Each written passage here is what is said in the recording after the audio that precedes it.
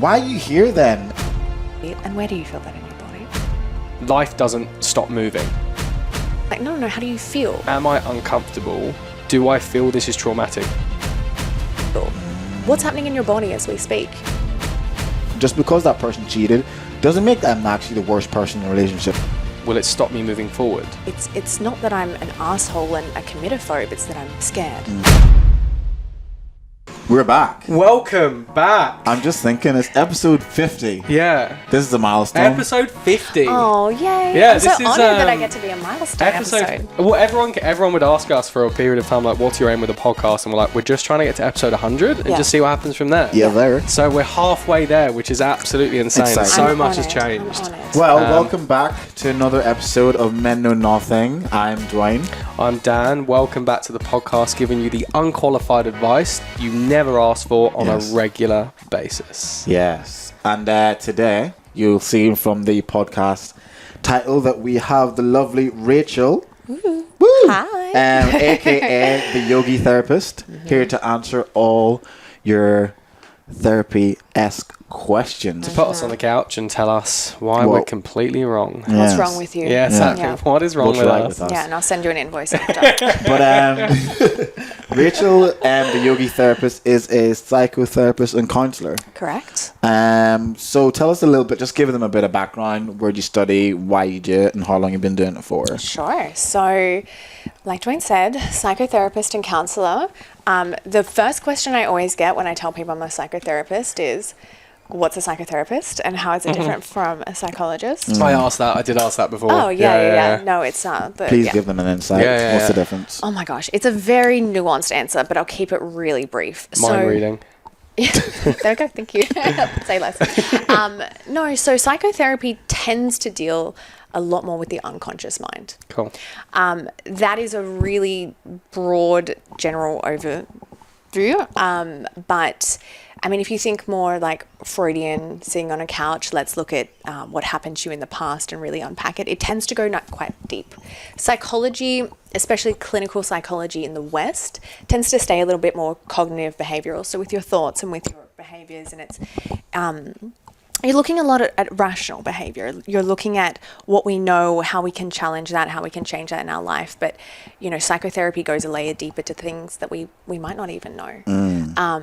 So I tend to work with people a lot longer because, I'm not going to give you a bunch of coping skills and a book to read and send you off. It's, we spend time getting to know each other and bringing things out and healing in relationships. So that's the first part. Cool. My undergrad, I did philosophy and psychology at Sydney. And then I went on to do a master's of counselling and psychotherapy. And now I'm working in private practice and I love it. Beautiful. Just love it. Yeah. Well, can you give them your website and also your IG handle where they can find you? Sure. Yeah. Website, theyogitherapist.com.au. And the IG is theyogitherapist_. And I'm so mad that I got Someone stuck took with it? Yeah. I think it will still come up though. Right? If you type it in, Yeah, surely. well, But the Someone took the person who got original. the full one, she hasn't posted since like 2015. That always happens when someone has the handle you want. It's someone that doesn't even use their IG. My friends are so good. They're like, let's report her. I'm like, for what? Just message her and ask her. I have. And she said no. She's like, No, she hasn't used the account. Yeah, she doesn't use the account. So if the Yogi therapist, if you're listening, please. Well, perfect. Thank you very much for that intro. As usual, please follow us on all our platforms. We've got TikTok, we've got Instagram, we've got Facebook. Subscribe to us on YouTube. Listen to us on Spotify, Apple Podcasts. And you can also watch the video version of our podcast on Spotify. Which is cool. I realised that recently. And also... Only recently, and it's been out for ages.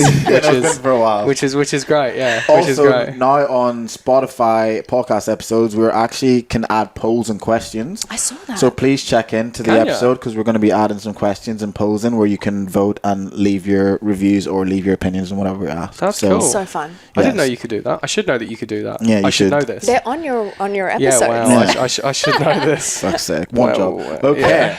So as every episode has begun over the last 10 episodes or more, we read you a scenario sent in from a listener. So Correct. here we go. Okay. Well, we start with a scenario, and basically the point of this is they send something in, and it's like a what would you do? Okay.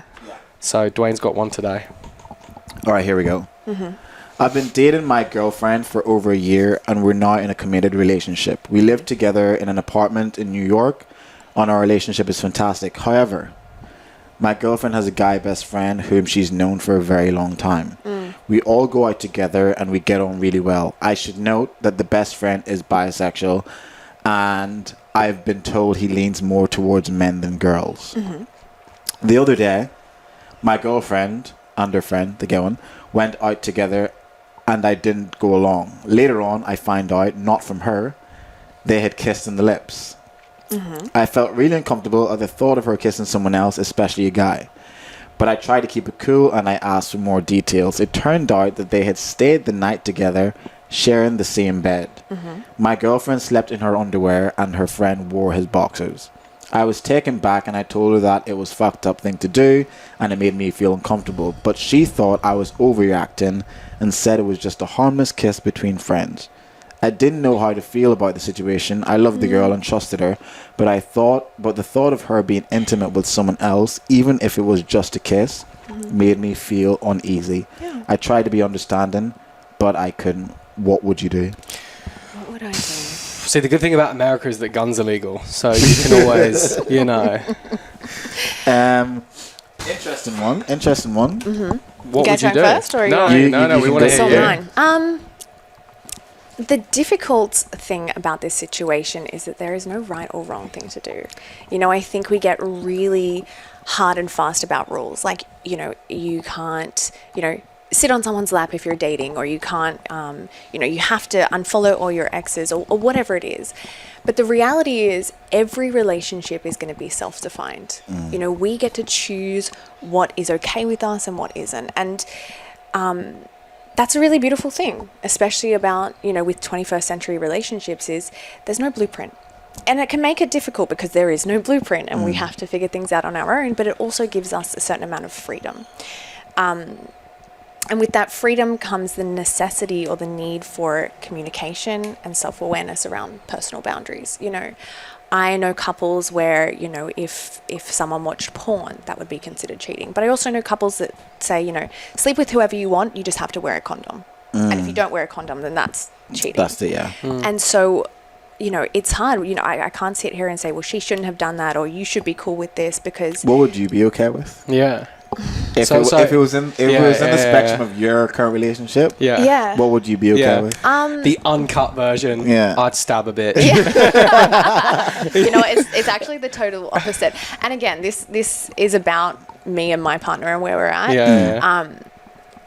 We are so solid in our relationship. Okay. Like, I know in my bones that he loves me, he adores me, he respects me, and I've just seen that. You know, it's not because he's told me that, it's just because I've had 2 years of watching his behavior. And so I have so much trust that you know, I know that sleeping in someone's bed or even sharing a kiss wouldn't challenge the way that we are in a relationship. It wouldn't challenge his love. Wow. So we're quite comfortable. You know, Yeah, there's very little that threatens me, because, you know, I also think, like, I want my partner to still be human, and to not have to exist in his relationships or through the world as just my boyfriend. He's allowed to be multiple different things. He's allowed to be, you know, I don't know, he's allowed to be out and fun and vivacious and flirtatious and like the full expression of himself. Because I can say that because I know that he loves me. Yeah. And I know that he respects me, and I know that doesn't challenge it. So that's what I mean, to me, how would I feel? A kiss. I mean, the issue here at the core of it is a lack of agreeance on what is okay. Like I said, for some people, a kiss is fine, right? You go out to a club, you have fun, you go and kiss, right? But come home to me. For some people, the line is drawn way earlier. Where it can get difficult is the invalidation that I'm hearing. She's saying, you're overreacting. Well. Yeah. Because he's not. Because if it's affecting him, it's real for him. Yeah. And it sounds like they need to have a bit of a conversation around what is okay. Yeah. And to not assume, you know, oh, this guy's bisexual, clothes didn't come off, it was just a quick peck. No, have a conversation. Yeah, that would be my... What do you think, Dan? I think that's a really good answer. I think it's the intention behind it. So when like someone says like a peck, I think in my mind how I envision it is like, I don't think I'd be okay with it, because I think that, I think it was like the intention behind it. So if it was like they were saying goodbye as an example, and they went for like a kiss on the cheek, and that, I'd be like, oh, I don't care. Like, it's nothing. You wouldn't even have to tell me about that. Sure. But if it's like we're in the club and there's music going, eyes are locked, and you're I'm like, whoa. The intention for me, I'm like, that's different. very different. Like, what were you trying to get out of that? What emotion was going on there? So that for me would be, and I think it does come down to like an ego thing. Yeah, that was going to be my question. It does. It would come down to like an ego thing, because it's like, I think as males, you know, we're very like territorial. And so I'd be like, you know, that's my person.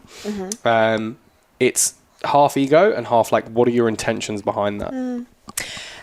So if there was intention, right, and the intention was, I feel attraction to this person in the moment, it just feels like, I don't know, it would just feel fun. How would that land with you? That's a really good question. I could tell that's the question you were coming out with, and I was like, fuck, I already feel, I was like, I can feel this. I know, I was like, I can feel this sweat coming.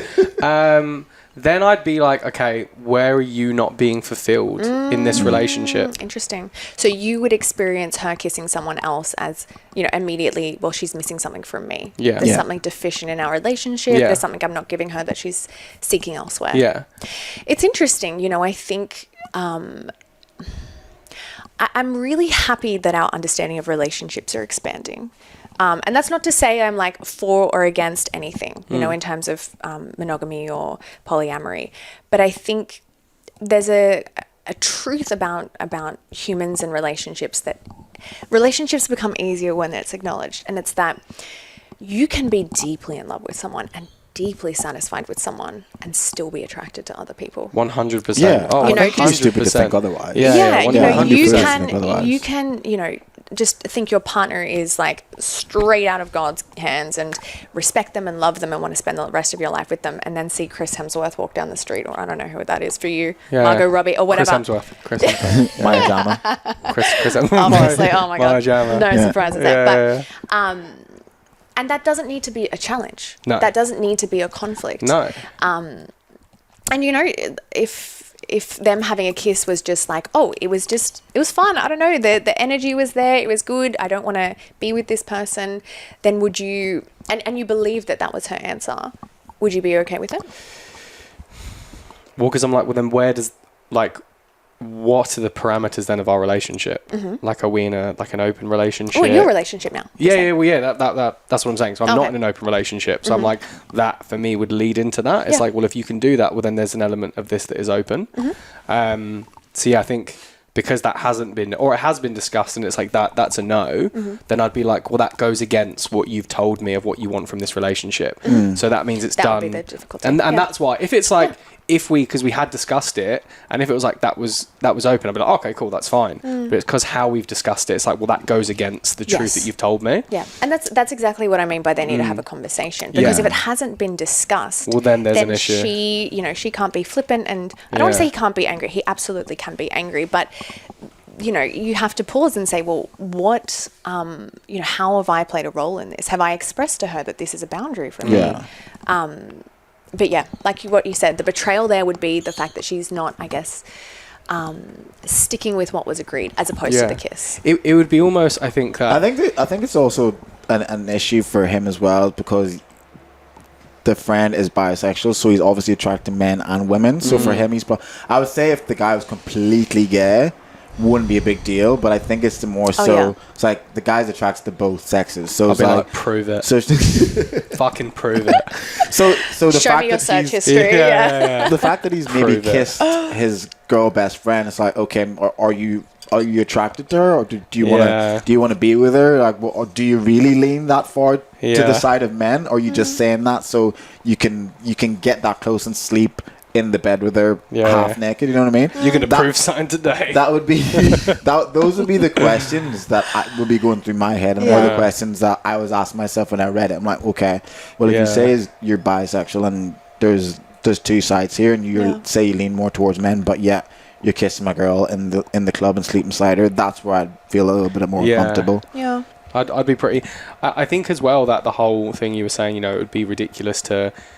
It it'd be ridiculous to think that you can have a relationship and not be attracted to anyone else. Yeah. I don't think loyalty comes from not being attracted to anyone Absolutely. else. I think it comes from being attracted to loads of people and making the decision to not do anything yeah. the whole time anyway. Yeah, absolutely. It's like, you know, I think that's where loyalty comes from.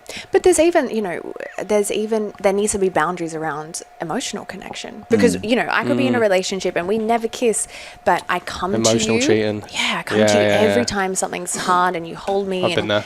Yeah, you know, that is its own form. And again, it just needs to be discussed. Yeah. Yeah. Perfect. Yeah.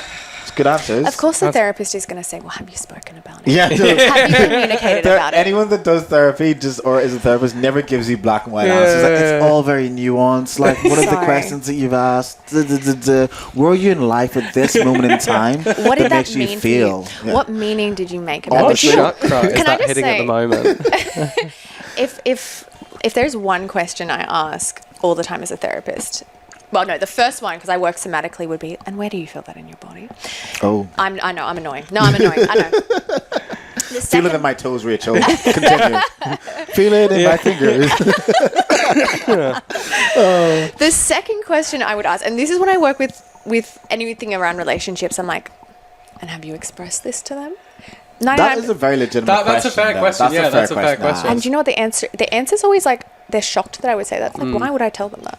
I can't say that. I'm like, well, there's the issue. That's issue. what we're going to have a chat about now. Yeah. I guess what I would say is, in relation to their question, what would you do? I think it would be, you need to have that conversation and understand the parameters figure out the boundaries of your relationship. And boundaries are going to change as well. You know, as the relationship progresses, and, you know, especially if, say, for example, if infidelity occurs, well, then there will be a period of time, if you guys have committed to move on from that, where boundaries are probably going to be super tight. Yeah. And then once there's more trust, you can start to play around with them. You know, maybe people have been together for 15 years and they were high school sweethearts, and they're at a point where they want to explore a little bit more. So they're like, okay, you're going to be my... You know, we'll be in a relationship and we'll live together, but sexually you're more than welcome to go out and explore. But Esther Perel spoke about this in her book. I feel like I know what you're going to say. Where she talks about whenever there is an infidelity and the two people decide to start over, that it's a completely new relationship. Like, you shouldn't be taking bits and pieces of the last version of the relationship that you had and then try to build on that. That's completely gone. The person that you knew before is not the same. The new relationship that you have is not the same, because you have that actual physical and emotional hurt from whatever that person decided to do to you against the relationship. It's all about rebuilding from ground zero and up again. And I think if people go into new relationships where one partner has been unfaithful and they go in with that idea, I think there can be a lot less resentment moving forward, because I think what happens is, it's like, people will be cheated on, they'll take their partner back, and then they just hold against them. I'm like, why are you here then? Why are you still with them if every time you have an argument, you're just going to bring up the fact that they cheated? You've decided to take him back. You've decided to take her back. You need to just squash it. And I get it takes time, but using that as like some sort of ammunition during a disagreement and always bring it up, I feel like it's a disservice to you and the relationship, and if you've got kids, the family as well. You know what I mean? Think if you decide to, that comes down, if you decide to forgive, you forgive. Yeah. If you bring it up again, you haven't forgiven. You can't keep apologizing for the same thing over and over again. You have to discuss it, forgive it. If you're happy to move on, then move on from it. I think, you know, another phrase that I often hear that I always want to challenge people, whether it's about relationships or themselves, they always say, I want to get back to where we were, or I want to get back to who I was before this thing happened. And it's like, that's not going to happen. No. Why would you want to go back? And plus, the version that you were obviously at that time was in a bit of a way a reason why you're at that point.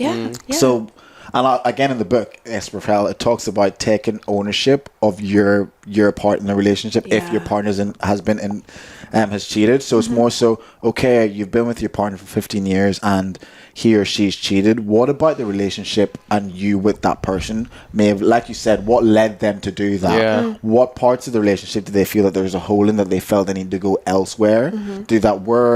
Were you not giving them enough sex? Were you not giving them enough emotional or intellectual stimulation that they need to go and seek that from a work colleague or for someone in the gym? Like, if you're a shit partner and then your partner decides to go and seek some validation from somewhere else, you have to take some responsibility for that as well, because as a partnership, it's 2 people, it's 3 people. I don't know what people are doing nowadays. Could be anything, but you need to also take ownership of your responsibilities for that relationship. Just because that person cheated doesn't make them actually the worst person in the relationship. You could actually be the worst person, and them cheating was actually their version of trying to save the relationship, because it forced you now to then have to make a decision on what we need to do to make this thing progress. You know what I mean? Forced you to, it's like the reason made a paradox. You know what? You sound like a therapist now. It's a nuanced answer. It's not that people are good or bad. There's layers to it. It is very layered. I was going to ask, what is the most common question you get as a psychotherapist? We're into the main bits of the episode now. Okay, what is the most common question? Oh, God. I mean, I get so many different variations. I think, do you know what? Yeah, the most common question I get is we talk about something. We talk about anxiety, depression, trauma, relationships. And then, we've unpacked why they are the way they are. And they go, okay, well, what can I do about it? Or they go, okay, well, now what? And it's almost like they want a fix. A quick result. They want a quick result. Yeah. Okay, I have all this awareness and what do I do with it? That's probably the most common one. It's this frustration that awareness hasn't solved their issue. There is the catharsis. Sometimes they say to you, like what you were saying before, that you read this book and you go, oh my gosh, it's not that I'm an asshole and a committophobe, it's that I'm scared, and I'm scared of being vulnerable. And it's like that awareness just kind of hits you deep, and kind of, it can almost be quite validating and soothing. And then there's work, that awareness, we have to do something with it, because there are always people who are abundantly self-aware. And if anything, that's more of a curse if you don't know what to do with that awareness. I've met people before where, as an example, they may just be really frantic or like whatever it may be. And I've had conversations that are like, this is just the way I am. And that, it's such a frustration, because it's like, well, you can't then be annoyed that life isn't turning out the way you want it to be if you're not willing to put in the work to change the course and the direction of your life. Basically, just accept where you are then. Stop trying to be better, accept the cage you're in, and that's where you're going to be. I think people also seek the instant gratification that comes with it. It's like, I'm so self-aware, but as you said, what do I do next? It's like, but this is going to be a journey. It's the delayed gratification. It's like when you go to the gym, you work out once or twice. That's not going to get you the body that you want or you need. It's all about doing the work, going every day, being consistent, and then it's a journey, because when you go to the gym and your body becomes better, you get to the point in 6 months that you wanted to be at 6 months ago. But when you get there, you're like, oh no, I want to fix this part and I want to fix that part. And I think it's the same when it comes to going to therapy and doing the work. Is like you get to a point of self-awareness and self-development that the 6 month version of you ago is here. And you habituate, that's your new normal. And then that's your new normal. But then normal's usually not good enough. So then you're like, okay, what can I do next to get to the next point? So, but just remember that you are not an ongoing project. No, I take breaks all the time. Wait, what? Sorry? Just sit. You're not an ongoing project of self-development. No. What do you mean by that? So what I mean by, well, he said, that you get to the next level of awareness of where you want to be and who you want to be, and then you habituate to that becomes your new normal, and then it's the next thing. And then you said, and it's never good enough. Yeah. And that's the part that's the part that I would challenge of, we never arrive. Yeah. We're supposed to be aspirational. We're forever moving towards who we want to be, because if we arrived, then what? Where do you go?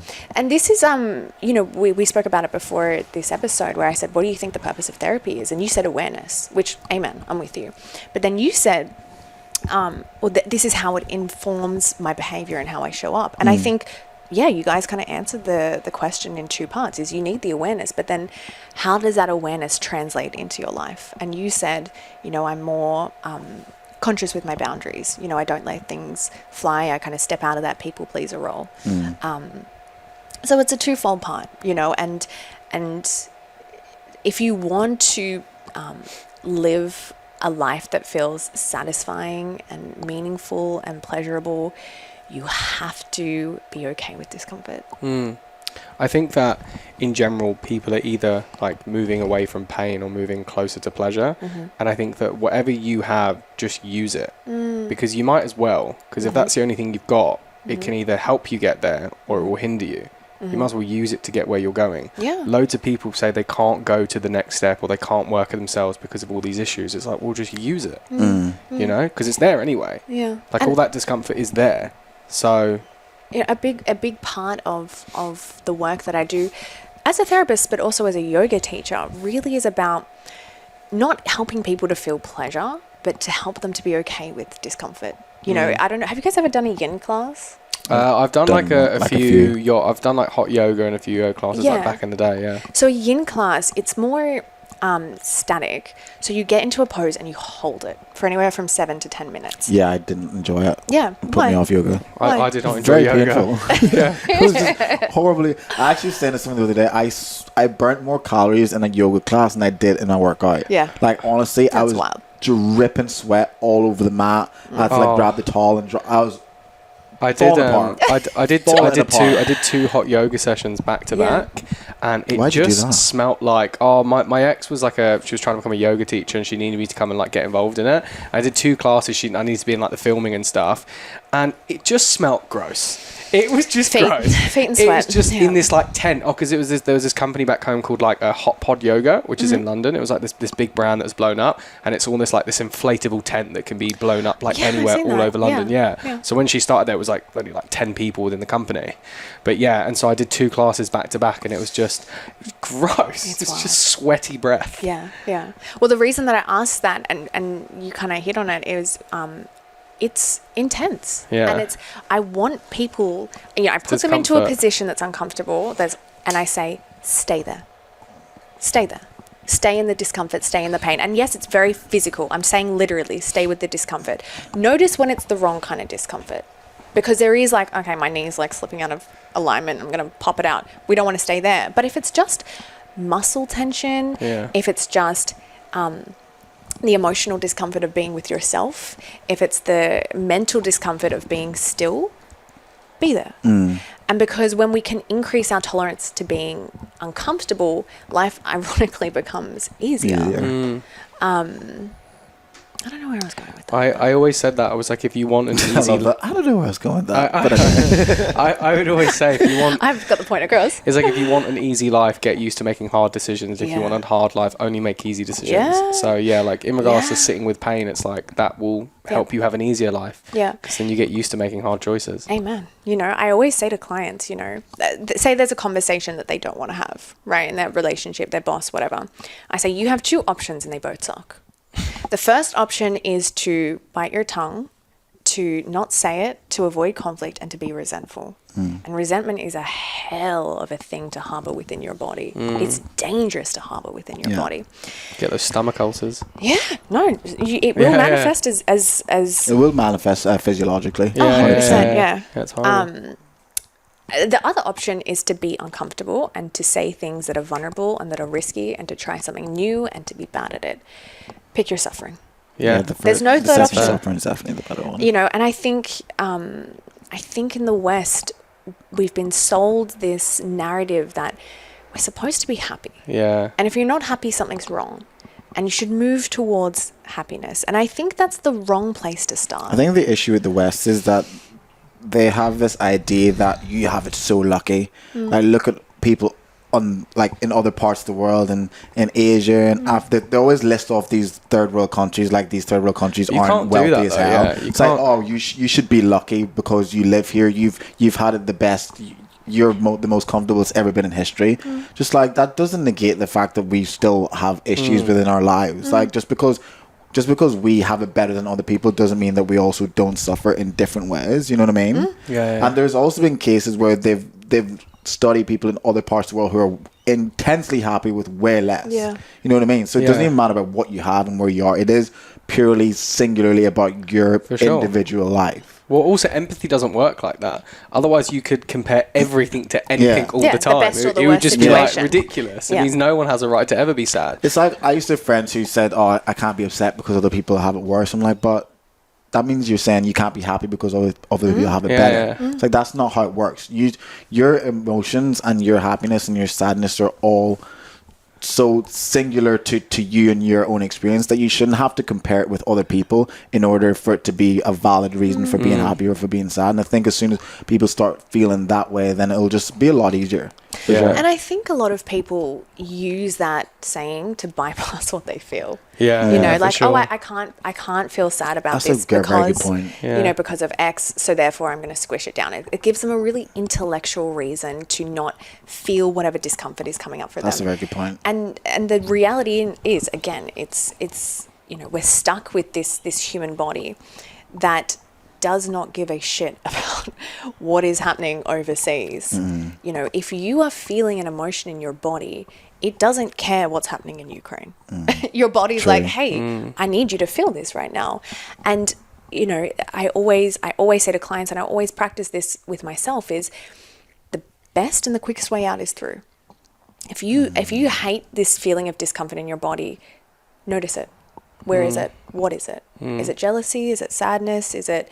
And then let it move however it wants to move. It might be, you know, you might get really angry and want to punch your bed. You might want to cry. You might want to shake. Whatever it is, once it's been expressed and it's moved, it's gone. You know, emotion wants to be seen. It wants to be felt, because it's trying to communicate with us. And once it knows that the message has been heard, it will quieten back down. And so, you know, when we say things of like, oh, I'm not allowed to feel this, so I shouldn't feel it, you just push it back down, and it's still in there. I think that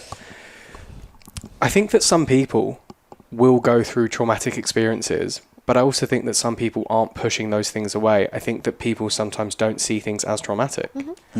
Like, as I was sitting with my therapist and I was telling her about something that would be trauma, and I was like, I don't know, I just don't see it that way.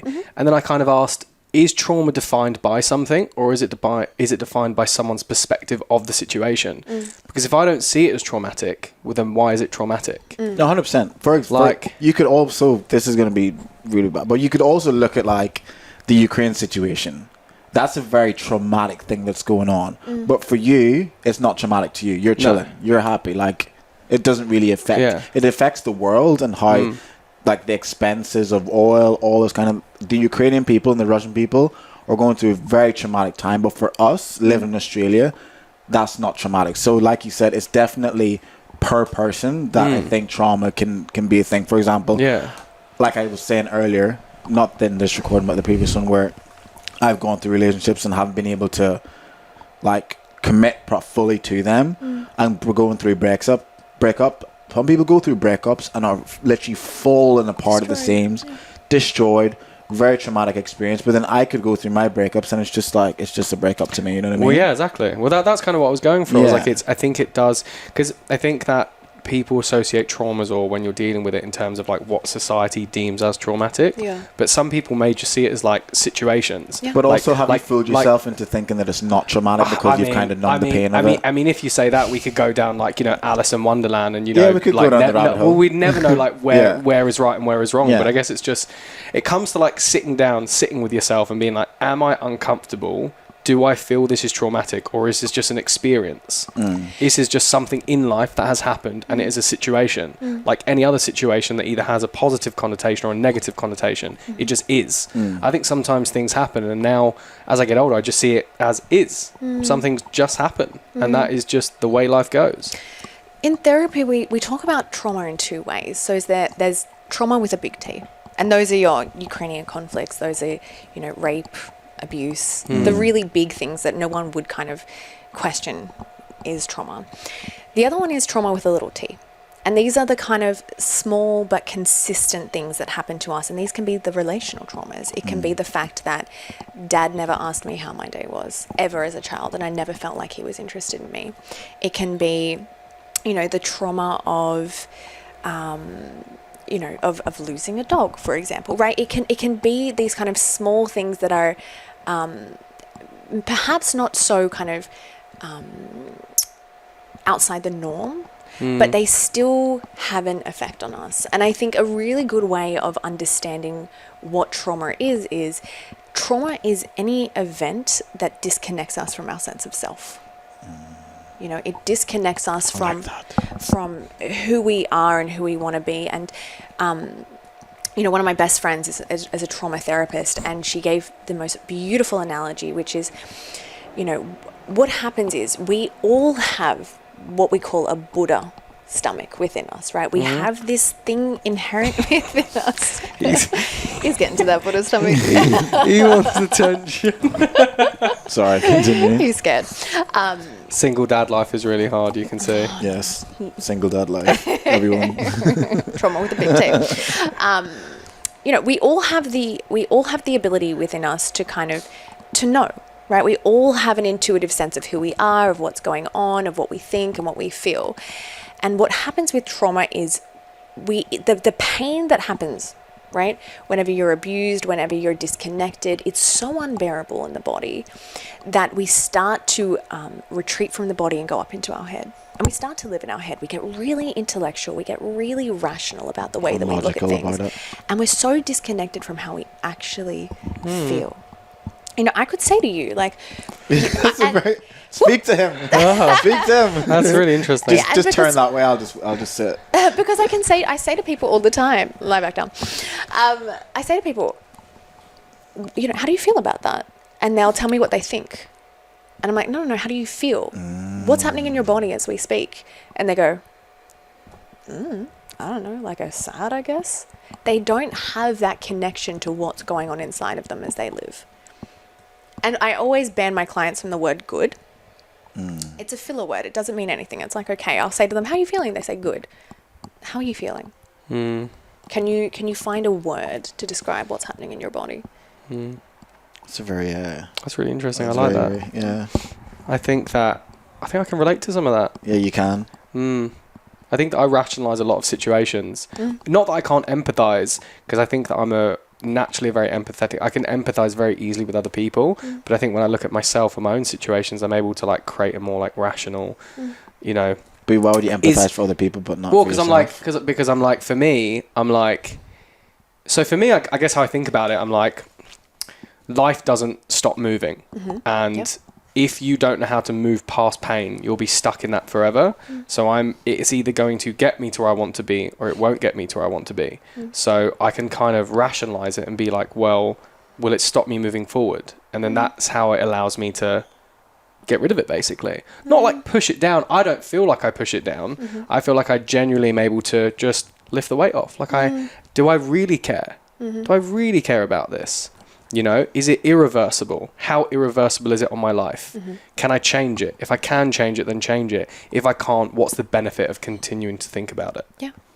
I mean, and it's about balance. I'm not saying I want people to never think about what's going on and never, you know, have those skills to be able to really break things down and understand and put pieces together. And, you know, it's important to have that part.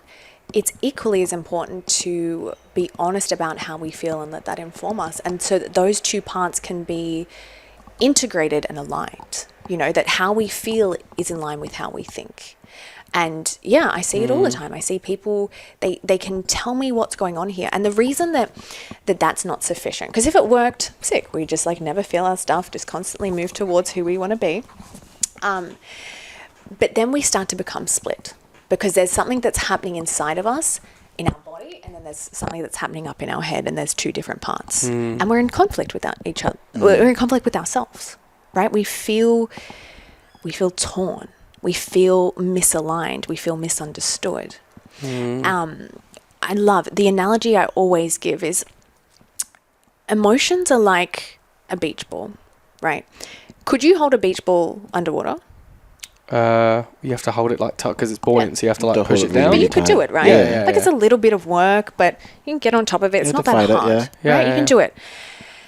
You can suppress your emotion, right? It's doable.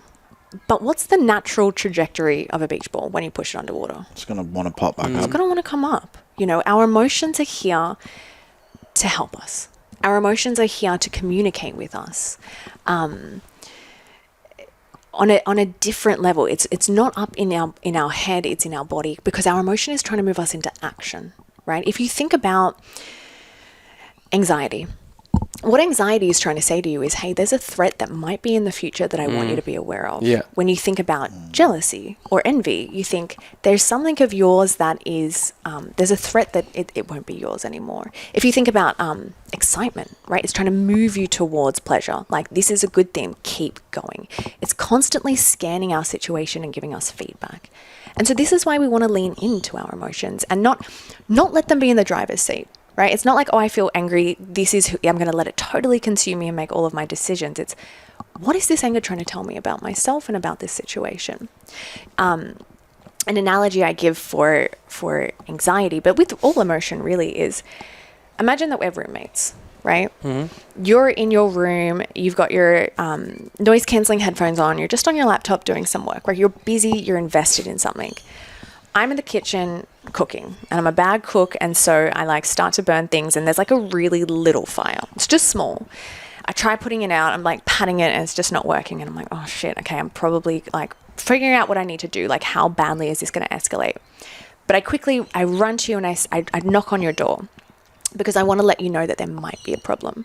Now, if I knock on your door and you take your headphones off and you go, hey, what's up? I said, hey, I don't think it's a big deal, but there's like a little fire in the kitchen. I'm going to try and put it out right now. Maybe you want to come help me, or maybe we might need to leave. Now I know that you have that information and you're going to do what's necessary. But if I come to your door and I'm banging and you can't hear me, I go, oh shit. He's in danger and he doesn't know it. This could get really bad. His door is locked. He's fully ignorant to the threat that is out there. So I might start banging on your door, right? If it gets so bad, if this fire starts to consume, I might like knock your door down and come and grab you, right? It's the same thing with emotion. The more that you try to ignore it, the louder it's going to bang. But once you give it the attention that it needs, and it doesn't need to be, oh, I agree with you. It's like, I see you. I see what you're trying to say. Thank you. Then it can start to dissipate. And then the beach ball, rather than having to come up and smack us, it can just slowly come up. Yeah. I really like that. I think that's a great analogy. Fuck, I love that analogy. I really like that. I love the fact we've had like this whole episode planned and we just like veered off left and right. I think that's awesome. Yeah. That's great. You know, and the other part is, and I know that you'll get this because I know that you're in that place where you're curious about this stuff and you think it's interesting. There is no part of you that is not there to serve you. Yeah. Even the parts that we love to push down, right? Like our anger, our jealousy, even like the weird things that we're attracted to. It is all there to protect you and to look after you. And Anita said that in the episode. Yeah. It's serving you for a reason in that moment. For a reason. Yeah. And when you can speak to it, when you can look at it and you can see, oh, this jealousy that I feel towards my girlfriend's gay friend really is about my love for her and my how much I appreciate this relationship, and I don't want it to go. I don't want her to go anywhere. I love her so much. This is important to me. Okay, good. I'm glad that my jealousy is there to tell me that. Thank you. And then ironically, once it's given you that very astute information, it softens. Yeah. And also it's like if you didn't feel a slight hint of jealousy, you'd probably question, why do I not feel jealous over that situation? I think I felt that because in the early stages of my current relationship, I felt avoidant tendencies, and I said it as well. I felt these like I used to be a very anxious person, and that's just like dwindled away from just doing the work on it. But I felt these like avoidant tendencies come up from like nowhere, and I was just telling what I do is when I used to do this. I used to have conversations out loud, like walking down the road.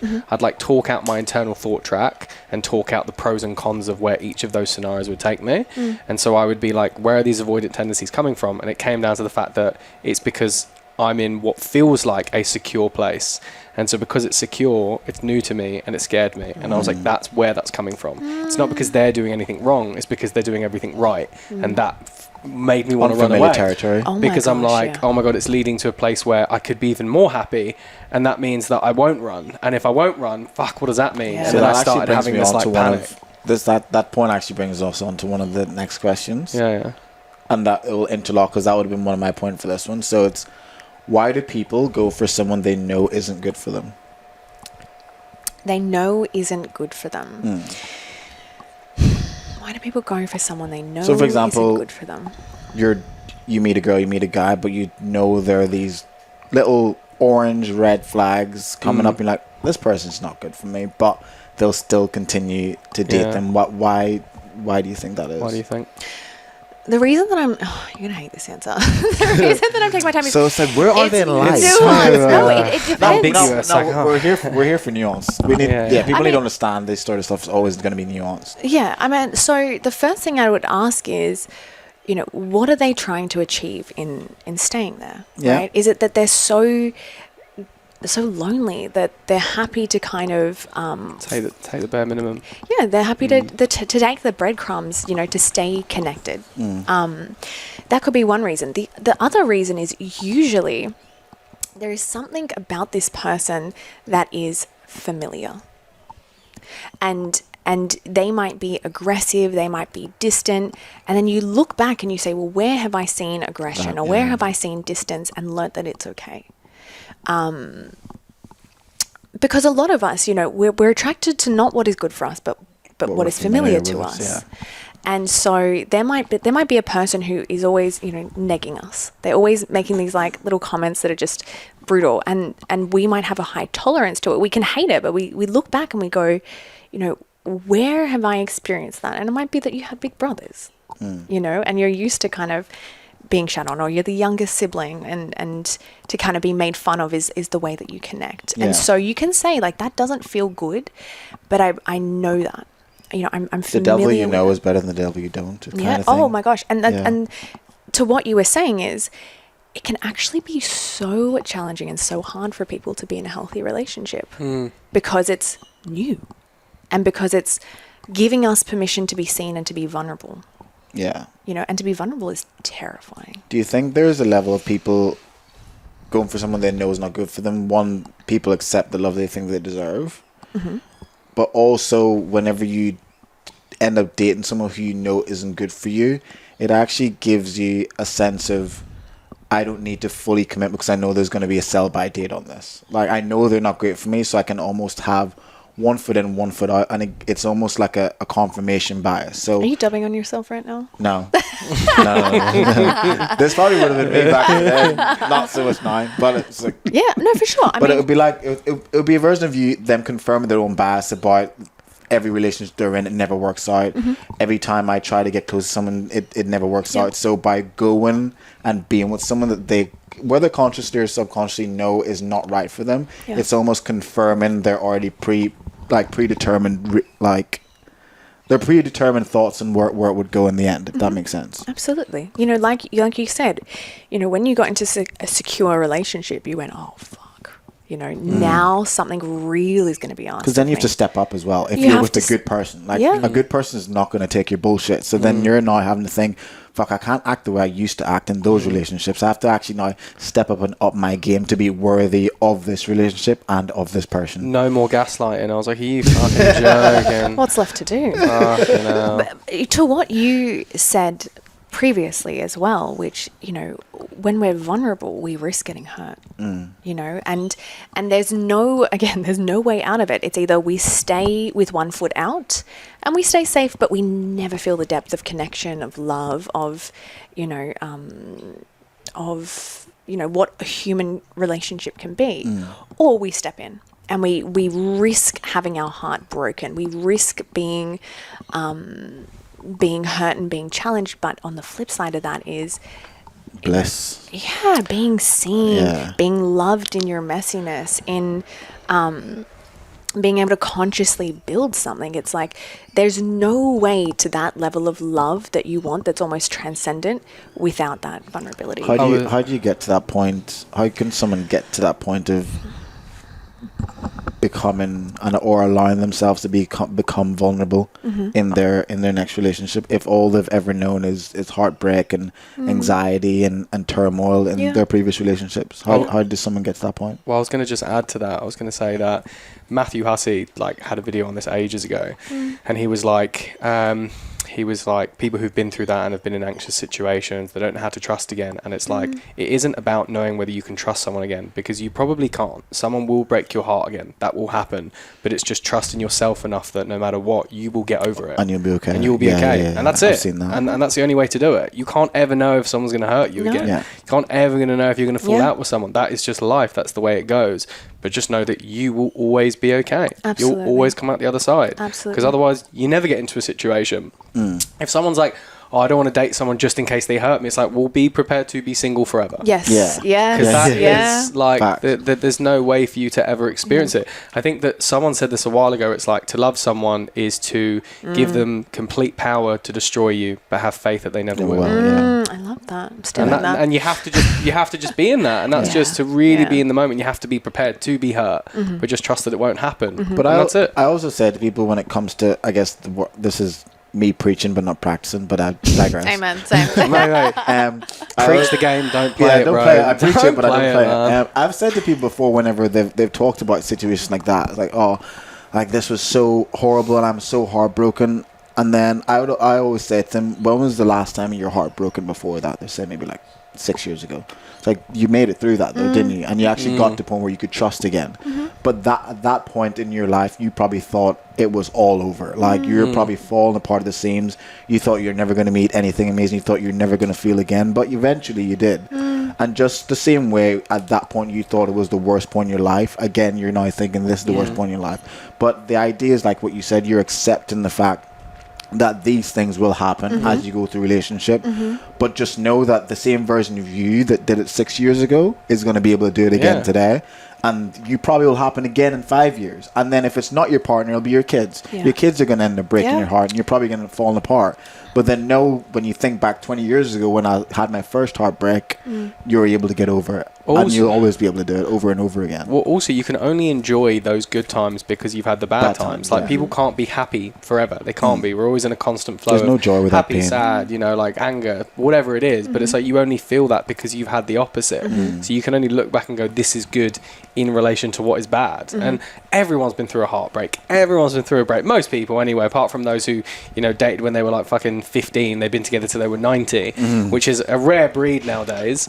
But everyone would have gone through a breakup. Everyone. And you will always be okay. And it gives you the reference point of what is bad, what I'm looking for, and where my new standards come in. Yeah. And make space for all of it. The other thing I would say is, like, don't run from heartbreak. Don't run from pain. There is so much beauty and wisdom in pain if you are able to stay there. Because I think humans have the most astonishing capacity to feel pain, to feel sadness, to feel these things that we might label as negative, and transform them into something different. We can transform grief into love. We can transform these things into artwork, into knowledge about ourselves and the world. And I think if you're able to stay in the fire, if you're able to be present with all of this painful emotion, it has a lot to teach you. And I think, just like we were talking about in yoga, if you can stay in the discomfort, there is so much wisdom on the other side. Chris Williamson, he would say that what you were saying before is like sitting with discomfort long enough. And he said this thing about, in the early stages of discomfort, that's where most people would quit. So if you can just like sit with it for long enough, that's where you start to succeed in the outcome of what you want. And I love that, because there are so many points in life where it's like, I need to go to the gym. I get up I don't, but like somebody wants to get up every day at 6 a.m. to go. I'm not a morning person. But somebody wants to get up every day and goes to the gym at 6 a.m. And then the first day they go, oh, it's difficult. It's like, yeah, because you don't have motivation anymore. That's dedication. But if you just sit with that long enough, that's where you start to see the return on investment. Yeah, so. Absolutely. Yeah. I mean, I think to the kind of heart of the question that you asked is, if someone wants to be vulnerable, but they don't know how, it is going to be a conscious, intentional choice that feels wrong for a while. And I always liken it to driving. Do you guys remember the first time you tried to drive? Yes, yeah. I do. Right? How intense was it? I bumped a few cars. Yeah. You bump cars. Oh, like I had a big... What? I had a Ford Falcon station wagon when I first got to Australia. So I passed in the UK, moved here and got a car. Yeah. And when I was parking it, I'd bumped a few cars and I just drove off. You shouldn't have admitted that. yeah, I was like, fuck it. It was just like little dings, and I was just like, well, I just like a drive by. You do that all the time, and you always claim to be a good driver. I'm like, mate, I've you never crossed done it. 5 times. I did. I drove my mum's car back in the UK, and I like drove into someone who was reversing. It was only a ding. There's one time he's just like, yeah, I've never crashed, and then 5 minutes later, he proceeded to tell me all the times that he crashed. Yeah, sorry. I'm like, mate, you've crashed 5 times. Oh yeah, no, sorry, I crashed another time. So when I was moving from here, I rented a van and I reversed into a tree. So yeah, it was because basically the tree was like, yeah, it was basically the tree was like this. Like there was a tree and there was this fucking big log sticking out. Trying to blame the tree. And then the thing is, I didn't see that. No, because in the mirror I could just see this. I could just see this bit though. In the mirror I could just see this bit, and I couldn't see this bit. And so the roof at the corner just got dinged by that bit. I know. You're not going to change. Look, so I barely crashed a few times, 3 times, 4 times max. The most shame I've ever experienced as a human being. I was parked out the front of a cafe and I had just got my P's. And I was driving my mum's like fat station wagon, so like long. Yeah. So that's the same car that I had. Yeah, the station wagon. Okay, with the excuses. It's such a big car. It's so long. It's so big, right? And it didn't have. It was like old. It didn't have like like sensors or anything. Anyway, and so I was like parked tightly between 2 cars. And you know how you kind of like when you're coming out, you like pull back, you turn. Like you do like I don't know whatever, however many maneuvers to get out of it. Yeah. I panicked, right? So I reversed back and I hit that car. And I was like, oh, fuck. And so I put a little, like, I was like, oh, shit, get away from that car. And I smashed into the one before me. No! So I put it in reverse and panicked and smashed it. Oh, my God, that's so funny. No, you didn't. No, I did. In front of a cafe. And you everyone drive was off? watching. Did you drive off? Yeah, I think I was like 18. I was so ashamed. I couldn't get out. Everyone was watching me. And I think I went 5 times, just like, and not badly. You're just like bumping them? There. Yeah. I wanted to speed away as quickly as I could. Funny. If we're like fucking dobbing on ourselves. Yeah, that's so funny. I haven't broken any laws, so I'm sweet. Boring. Yeah. Sorry. The vulnerability. Oh, sorry, go on. Vulnerability yeah. So we've clearly struggled to learn how to drive, right? But I remember the first time I got into a car, he was explaining everything to me, and it's like, how much pressure do I put on the accelerator and how much pressure do I put on the brake? I have to check how many fucking mirrors. And then I'm trying to, keep the car straight as I check my blind spot. And there was so much to do and it felt so unnatural and so overwhelming. Now, that's how it feels the first time we do anything, right? We're bad at it. We have to really focus a lot of attention to kind of put the pieces together. But I'm sure now you're at the point where you can probably drive and listen to a podcast and talk to your friend next 100%. to you. Yeah, I don't know about that with you. Not sure about Dan, but the rest of us can. But it's so automatic. You don't need, sometimes I drive and I'm like, you go into autopilot? Yeah, I'm like, oh my God, I'm a kilometer down the road and I don't even know how that happened. Right? Yeah. You don't have to consciously think about it. And so things like vulnerability and relationship skills are going to be the exact same thing. They're going to feel so disingenuous when you start. They're going to feel so contrived. But the more that you do it, the more that the brain starts to adapt and it just becomes your new reflex. That's fair. And so I like that. You're going to be in a period of feeling really uncomfortable and bad at it. And I think starting there, just acknowledge that. I'm not good at this. I want to be vulnerable. It feels weird. Everything in my body is telling me to run. I think even sometimes leading with the fact you're about to be vulnerable to that person. Oh, amen. Will definitely will make it a lot easier for them to receive. Yeah. Especially if it's something that they've done that's made you feel a certain type of way. If you lead with, hey, I'm about to be quite vulnerable here, it actually it probably makes them feel a lot more comfortable to receive that, because a lot of times if you approach someone with a problem that you have that they've done, they can become quite defensive, because that's just your automatic response to most people. So if you lead in with, I'm about to be vulnerable here, it kind of changes the narrative and it makes them realize that actually this person is going to do something that's going to make them really feel uncomfortable. I should respect that and allow them the space to come to me with that. You're also whatever gonna be, information. I think for anyone as well, it's like you're also going to be shit at something long enough until you're good at it. So just like you have to be shit in the beginning. Like you have to be shit long enough to be good, which is fine. It's like quality over quantity, but to get quality, you have to do enough quantity. Yeah. And that's just it. I kind of bring that into like, what is a good sense of self?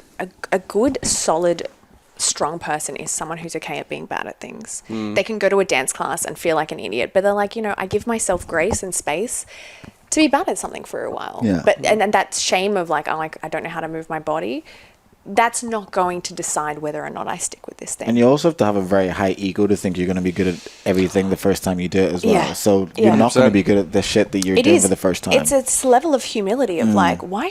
You know, I see it with arm balances all the time. You know, when I'm teaching yoga and I teach something really funky, something inverted, and people get really frustrated when they can't do it.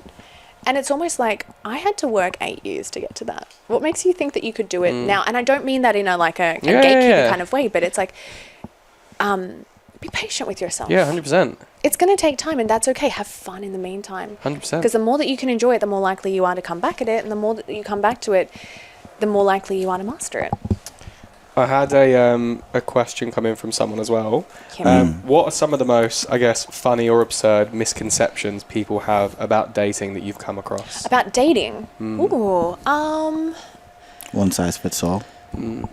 yeah, about dating. I think... No. It's not. This is what I would give to people who are dating. Stop listening to your friends. Please stop listening to your friends. Apart from us. Unless your friends are these two. Yeah. Your friends are always going to give you super biased advice, and they're going to give you advice based on the relationship that they're in now. That's so true. If they just got cheated on and they're really hurt right now, and you say to your friend like, oh, I'm feeling a bit uncomfortable, they're like, look, you're going to find something, you know, you can't trust them, and they're actually just responding from where they are. Facts. So the only people I talk to about my relationship are my therapist, couples therapist, but also I have a few friends who are in really healthy long-term relationships that I want to emulate. And I'm like, whatever you did to get there, I want to know, I will come to you.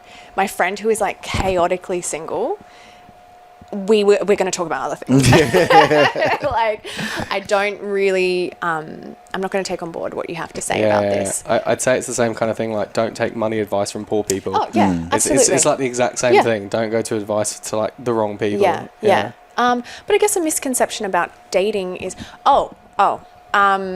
the more chill you are, the more likely you are to kind of get where you want, right? Just play it cool. Sorry, what? In terms of, can you just like... So, for example, people think if you play it cool, you're more likely to attract more people. Right, I'll play the long game. I'll let them know that I'm so like... relaxed I'm and so chilled. relaxed and carefree, and you can just meet me wherever you're at, and thinking that is going to get them to where they want to be. And I think that's the wrong way to go about it. Yeah. 100%. I think I used to do that all the time. You just got to make your intentions of what you want to need known, and then whoever is not able to meet that, then, as you say, you qualify them out. That's why I used to get called just lazy, because I'd just be like, I'll just go with the flow, just all the time. Yeah. And I can see now looking back, I'm like, oh, God, that's pretty fucking shit. And women don't like that. No. You know? And also, No, I don't think anyone actually likes it, you know, that... You know, women kind of want someone, and I'm speaking so generally, but you know, it's true though. Like, what you're going to say, it is true. Like, people want someone to make a decision. You know, I remember, you know, with my partner, he was so certain that he wanted me and he wanted this. Like, he did not waver. And me being like a hot mess from my last breakup was like, I don't know what to do, like blah, blah, blah. And he just did not waver. He was like, I want you, I want this, I'm not going anywhere. Yeah. And I was like, oof. Okay. You sound like a very good guy, mate. He's a great yes, being. babe. But if he said to me, you know what, take your time, you know, meet me where you're at, like, we can just keep it chill. Like, it got to a point where he asked me to be his girlfriend, and I said, why? I said no. Oh, no. Was I it said someone, no. Do you not say, like, he asked you once and you're like, why do you want to be my girlfriend? No, that was the second time. Oh, the second time. So he time. asked me out. Why? What is this, a fucking job interview? Yeah, I remember that. Well, I've actually got a PDF document here. Yeah, what are your strengths and weaknesses? No. So first time I said no. Not because I was like, I want to keep dating. And then he got to a point where he's like, look, I want to be with you. We've been dating now for like, I don't know, 5-6 months. Like, are you in or are you out? And I'm so glad that he was like that, because it forced me to make the decision and to have both feet in, because I had 1 foot in, 1 foot out. And I remember thinking, like, I can go either way. I either step out or I step in and I close the door behind me. But him kind of putting that, you know, telling me where he was at forced me to move. Why do you think so many people like to do the whole I'm being chill thing when, for the most part, most people know exactly what you want? It's like we always say, like, oh, if you're dating a guy and you're not really sure what he wants, then he doesn't want you, because a man that, like you said, like, your boyfriend clear. made you know, you were not in any way, shape, or form wondering what his intentions were. Yeah. And like we always say, if a guy really likes you, he's 9 times out of 10. I mean, the exception doesn't make the rule, but the rule is if they do, like you will usually know. But why do you think a lot of people like to do, I'm going to be quite chilled about this, or I don't really mind, instead of probably knowing what they want out of it, whether they wanted to be casual or whether they're looking for a relationship? Why do you think people aren't just willing to just say exactly what they want? I would go 3 reasons. The first is that they're scared of rejection. Like if we're like seeing each other and I say to you, hey, I want to take this further, I'm risking you saying, well, I'm not interested. Yeah. Right? So by just keeping it around, I might be dissatisfied, but then I don't have to have that. I don't have to risk being rejected. The first one would be is, okay, well, I really enjoy your company, that I would rather kind of keep us in contact, in connection, even if it's not exactly what I want. I don't want to lose this. Having a part of you is better than none of you kind of thing. Yeah, and drawing a line would mean that I probably have to give you up in the way that I want. And I think the last one is that it's vulnerable to tell someone what they want. Like it's a, I really like you, I want to be with you. That is vulnerable. And or the other, the other part is like, we might say the vulnerability of like, I'm not that into you. Like if I'm going to be honest, like you're great, you're hot, whatever, but do I want to be with you? No. And we feel too scared to be honest. And like, I'm glad that we're like apprehensive to hurt people's feelings, and that's where like you have to find the language. There are some people out there. This bit of the podcast is very relevant. Yes. If you listen to this and you think it's about you, then it probably is about you. Oh. Yes. Okay. We know people who need to listen to our episodes a lot more. Yeah. I mean, and I think learning the language of communication will change your life. Yeah. Learning how to say hard things lovingly. Yeah. It's a game changer. For sure. Yeah, so it's not really all about what you say, it's about how you say it as well. Yeah. But also sometimes when it comes to communication, a lot of it's, if you're someone who would consider yourself good at communicating, there's always that fear that you could be communicating with someone who's not good at it. And it's like anything I say now is going to come across in the wrong way, or they're going to take it in the wrong way, and it ends up creating this conflict. Yeah. So for example, like if you were to be dating someone, you're like, oh, I really want to say this, but there's some reason you feel like they won't take it the right way, and then you just don't end up saying it in the end because it's like it wouldn't be worth the effort. But that's probably someone that you shouldn't be dating anyway. If you feel like they're committed to misunderstanding you, then they already have their backs up anyway. Why are you there? Yeah, that's facts. There's nothing you can really say that's gonna persuade them to step out. Whatever's going on for them. Yeah, fair. Yeah. I was going to ask, what are some of the, like looking at casual dating and stuff like that, what do you think are some of the psychological reasons as to why people ghost? And do you think there's a difference between men and women and the reasons why they do it? I think fundamentally the reason that we ghost is because of our discomfort with confrontation and conflict. I think it's hard to tell someone, hey, I had a great night, but I'm not feeling it. I don't want to see you again. It's, a part of us kind of, we might feel mean, or we might start to tell ourselves stories about like, well, that's such a harsh thing to say. Whenever I tell people, I tell clients, have you communicated with your partner that you're not feeling sexually attracted to them or whatever it is? They'll say, I can't say that. I can't tell them that. I can't say that. That's so mean. That would make me a mean person. I would be such a bitch if I say that. Yeah.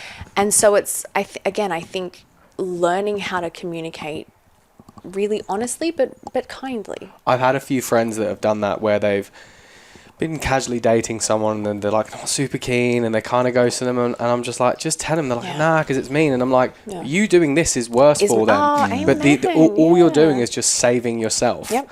Like, it isn't about them. Yeah. It's because you don't want to deal with an uncomfortable conversation. Yeah. You're actually being genuine to them or nice to them. Yeah. You're just wasting their time. Yeah, absolutely. So don't think that you're doing like, the You're selfless nice to good them. deed. Yeah. You're just being a coward. Absolutely. So that would be the first one. I think people are scared of being honest, and I think also, I think because of Hinge and Tinder and all the dating apps, we have like this plethora of choices, which just makes it so easy to just I can ghost this reply. person and have 3 dates tonight. But can I just clarify, when I personally think of ghosting, I don't count ghosting as matching with someone on Hinge and then going on your first date with them and then them not speaking to you again. I wouldn't count that as ghosting. Really? No. So for example, if I was to match with someone on Hinge on a Monday and I was like, hey, do you want to go on a date? They're like, yeah, sweet, when you're free this Thursday. Okay, I'll chat to you on Thursday.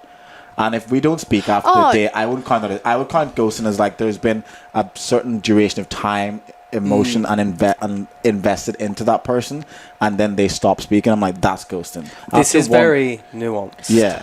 After one date and one conversation and they don't speak, I wouldn't count that as ghosting. That's just you went another date. You don't owe them anything. I don't owe you anything. But if you've been dating someone for 3 dates or more, and then they just stop talking. What is it about 3 dates that makes it? It's not about the 3 date, but I feel like after spending 3 dates with someone, there's a bit of time and emotional invested into that person to a degree, and I think you probably owe them the grace of saying, we've hung out 3 times and I really appreciate you taking three individual moments of your life of 3 to 4 hours each to spend and sit and talk with me, but I'm not feeling it. I think it also reflects like the person. As an example, if you go on one date and there wasn't a spark or whatever it was and you don't message them back, it's very early stages, so like the impact of that ghosting, I think, is a lot less. But if you, let's say, go on 3 dates with that person and you've built some form of like banter, rapport, emotional connection,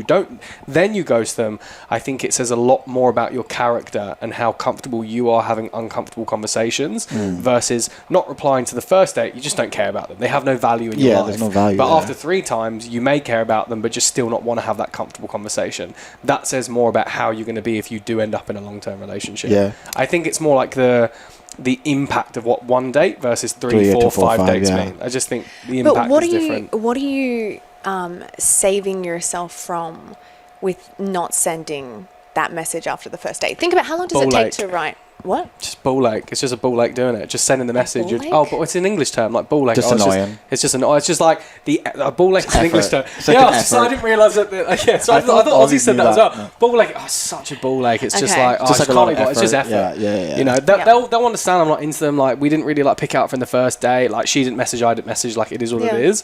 But after 3, 4 dates, if she's messaging you and then you're not, it's like, well, now it's past, you know. I'm trying to a good example of this. So, for example, I was in Raya for a bit, and I'd matched this girl. So Raya's so shit. Shout out to Raya. But if anyone that works with they're us, definitely not sponsoring us now. So basically, Raya's like, you get in this app and you can get people from all over the world, but you have to pay to subscribe to be on it and swipe. So I'd matched this girl. Shout out to you if you're listening to this. She's from Adelaide, but we had been talking for quite a while. Prior to her coming to Sydney to visit. So had friends here. So we've been talking for maybe like a month and a half. Like very sporadically, but we're watching Love Island at the same time, so there's a lot of Love Island chat going on, whatever. And then we went on the date, and it was one date we went to a bar in Bondi, had the date, whatever, finished. And then after a couple of days, I was like, I wasn't actually feeling like there was an emotional connection there. And I actually I sent her a voice note to explain that. But that was only after 1 date. But the only reason I did that after 1 date is because we'd already spent a month and a half like talking on IG, sending each other voice notes. Investment. We'd invested some amount of time just building rapport prior to the date. And in my head, I'm like, there's been a bit of time spent talking here. I feel like I should maybe say, hey, this is what I'm feeling. And she returned the same sentiments, like, yeah, I feel the exact same way. I wasn't sure if I was just in my head, but the fact that you said it kind of confirmed it. And that was that. I think because also, if let's say, I'm just going on a tangent here, but let's say if you put it on like a bar graph and you had investment and time going up one side and then energy on the other, you could say like the more investment you've given someone, the more time you've been with them, and it will get past a certain point where that's where you kind of like owe them a message. You know, that's not how graphs work. Is it not? You got a bar graph. Oh, yeah, that's not a bar graph. No, you can't give this one 2 measurements. You have to give what do you mean? Investment is investment and then investment time is investment is sorry. Energy investment and then it's energy. Yeah, that's right. Okay, you get what I'm saying. Yeah, I got you. Investment. It's okay. So we'll start. Okay, so you've got like a thingy, whatever that's called. Is that a bar graph? It's not called a bar graph, is it? It depends if you put bars on it. No, but it's not bars. It's just what's that thing? An axis? No, don't. I'm so Doesn't bad at matter, maths. continue. Anyway, so basically, the process Someone is- help us. This isn't Three idiots sitting on a couch trying to figure out. Anyway, algebra. Listen to us about So life, guys. pi is 3.19. No, okay, so It's not. It's not even that. It's like 3.14. 6. Oh, doesn't matter. Carry on. Tell your joke. 3.1. Anyway. Tell your story. anyway, so first dates, hey, super interesting. And now I'm sitting here like, what is pi? It's 3.14. I don't think it is. 3.149999339. But tell your. But basically, I think your that analogy. if you were to look at like a graph, there we go, a graph, and you were to have on one side investment, right, which would be like investment, we'll put that as time, and then on the other side that would be like your energy. Okay. I hope I'm explaining this right, because in my mind it sounds right. No, energy. yeah, I get it. The more like you give, the more like the energy you're giving. Yeah, of course. So like the first date, I don't think it correlates. Do you really owe that person anything? Like, yeah, it would be courteous to do so, but I think it gets to a certain point where you owe them a response. You owe them like that message. Can I add a challenge? For sure. Honest communication and integrity is a practice. For sure. And I think the more that we do it, the more that we consciously choose to do it, irrespective of the situation, it starts to build a level of self-efficacy, but also just integrity. It's your identity as well. Yeah, I trust that I'm honest. And I think, like, how long does it... He's come to give that to you. He's come to give Come that. here. Like, okay, how long does it take to send a ball ache message? Like, what, 15 seconds? Yeah, that's true. like, hey, so I had a great time, but I'm not feeling it. It's less about what that does for them and more about what it does for you. It kind of it's like, okay, I've communicated where I'm at with that person, not interested, I'm going to keep moving, as opposed to like leaving this kind of like energetic door open. I think it's because the then they keep identity you're messaging paying you and into, you're like, Maybe I want to keep the door open though. He wants to send them out to orbit and then they're just flying around. That's a different story. that's though. a different story. Yeah. It's like they message you and you're like, oh, that's so annoying, but then your ego's like, He's like, just like, they're obsessed. You're like, oh God, stop messaging me. Keep messaging. Yeah. And then they stop and you're like, it's like, that meme where it's like that guy that I ignored for 6 years finally gets a girlfriend and she's like beside herself. It's like How falling could apart at the he? seams. Yeah. I mean, I think any date that I went on, That's fair. if I wasn't feeling it immediately, I'd just send a message, because it's like, even just for me, I want to put a full stop on it. I think that's fair. As opposed to them being like, hey, You're you a free good this woman. Thursday? And just like, no. I definitely agree you should. I'm more just like understanding of why people wouldn't, of like the rationale they make. But I They're a think fear of conflict. I think definitely it pays it's into that. an identity though. It pays into the identity of the kind of person you are. Like each action pays into that person. Yeah. And I think if you can do that over the 1%ers, it means you'll do that over everything. Yeah, I do get that. absolutely. It's the small choices. It's like who we are is not just about the big choice. It's about the small continuous choices. Yeah. I have enough integrity that I'll just call it. Yeah. For them and me. James, have you read the book Atomic Habits by James Clear? No. It's about habits, and it's an incredible book, and he basically talks about like habit stacking, and it's like every single time every single day you do something, you're paying into an identity that you are going to become and the kind of person you want to be. So even those incremental things, it's like Those are are becoming. 1%ers. Yeah, so it's like you don't think I want to be. You're like, everyone's like, I want to be ripped, I want to be athletic. Pay into the identity that you are someone that likes to work out by going to the gym consistently. If you pay in and become that identity, you'll get the result. Yeah. It's like people get there by loving the journey, not by loving the destination. By loving the journey, you're guaranteed to get there. By loving the destination, that's based off motivation, which eventually Will goes. go away. Yeah, we are like the culmination of those small decisions that we make over and over and over again. I really like that. It's the same with yoga. Like, people always want to do these big shapes, and it's like, come to your practice every single day. It will happen. It definitely plays with your ego going to yoga for like the first few times. Because the first few times I was there, I'm like, I feel like a piece of shit.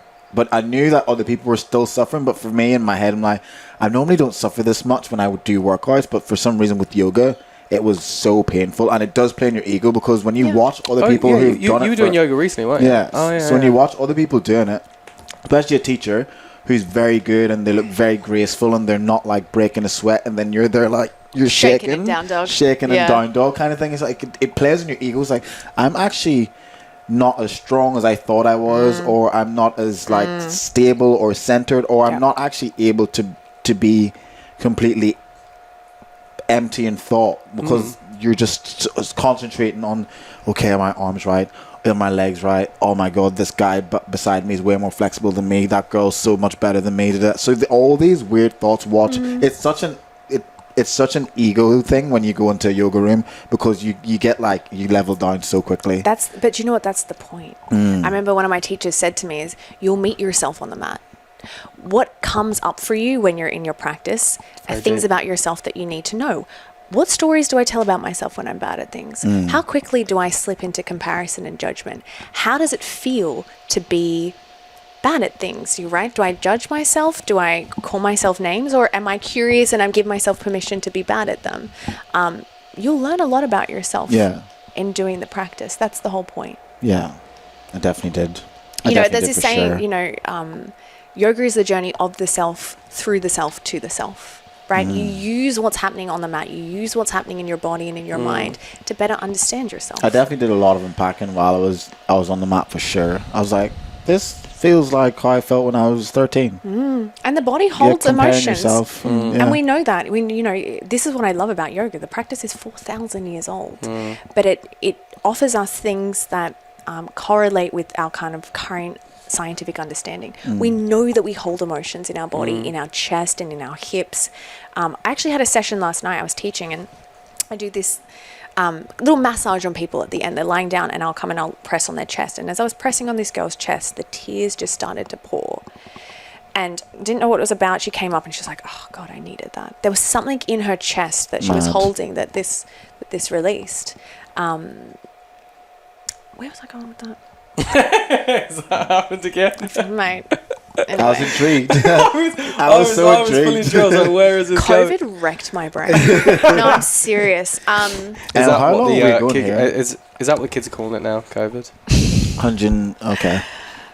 Been going a while. Yeah, we've been going a while. I was going to say either yoga to like develop, or being in the kitchen at 3 a.m. after a house party. We've done a lot of work there as well. I think I've got one last question. Yeah, go on. Just to finish off. Yeah. And I think this should be, what's one thing about dating that you know now that you wish you'd known earlier? Ooh. That could be a nice one to finish off on. I like that. Okay. This is Very nuanced. this is my story. Well, that was such a strong start. That's not what I meant. Like, no, I think this is where I've learned in my last relationship. Okay. Don't fall in love. Consciously walk into love. I struggled with my relationship in the beginning because I had a history of dating a certain kind of person, right? I was attracted to big personalities and a lot of distance, just things from my past, right? It was just this really unconscious. I was trying to recreate a familiar scene and play it out differently, blah, blah, blah. And so it got to a point where I was like, something's not working and I have to do something differently. And so when I saw my partner, I knew he was a good person. I knew that he was the kind of person that I should want to be with. But then there was still that part of me that was just drawn to like chaos and dysfunction. And so I had to consciously choose to stay with him. And I was so open and honest the whole time. There was nothing that I couldn't tell him. I mean, I thought he was like super sexy and gorgeous when I saw him, but the love part, that took time. And I think, we kind of equate love with a physical feeling, and it can be that, but I think love also is just a conscious choice. And it's something that will come as a result of leaning into the discomfort of vulnerability. It just arises slowly if you plant the seed. That would be my takeaway. Stop looking for a spark. Stop looking for chemistry or connection, and just take your time. Get to know the person. Give them the space and the chance to show you who they are and to show you that they're a safe space. I think that's a really good answer.